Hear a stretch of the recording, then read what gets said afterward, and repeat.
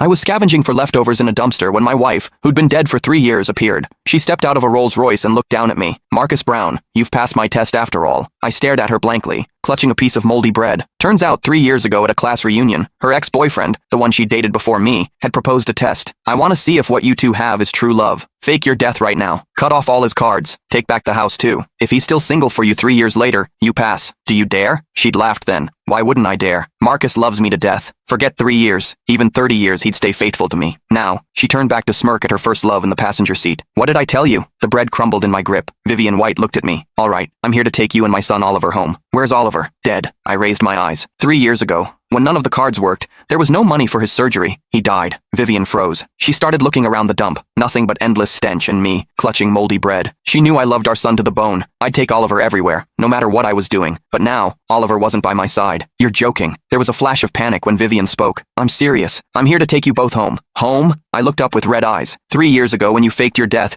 they said you owed a huge debt and mortgaged our house. Oliver and I became homeless. We've been wandering for so long. What home is there? She hesitated for a long moment before speaking. That was just to test you. Don't worry. The house has always been in my hands. Come on. Tell Oliver to stop playing hide and seek. Let him come out. I'll apologize to him. Then go. I threw the death certificate at her. Go down there and apologize to Oliver. When the certificate landed in her hands, her hand trembled. Oliver. She stared at the conclusion of acute cardiac death, her eyes instantly reddening. I was only gone 3 years. How could Oliver be gone? You're lying to me, aren't you? Vivian grabbed my shoulders. I know I was wrong. Don't put on this act to punish me. Bring Oliver out. I just looked at her. Contempt curled at my lips. The hand gripping me trembled. Vivian looked at me, tears falling. Vivian, can't you see such an obvious scam? Ryan Hayes picked up the death certificate. Look, isn't this just like the fake one I made for you 3 years ago? He pointed to the stamp. It's not even as good as the one I forged for you. Here, hospitals don't stamp it this way. He sneered at me. Mr. Brown, we've both been through this once before. You think we'll believe you with something like this? Only then did Vivian snap back to reality. Ryan continued pointing things out to her. Look, the signature section. Can't you see how stiff it is? And this certificate, it's obviously been artificially aged. Don't you remember the process from 3 years ago? Mr. Brown is quite experienced, actually. He even predicted you'd come back for him today and waited for you in the garbage dump dressed all shabby. You're lying. My eyes reddened. Vivian just frowned.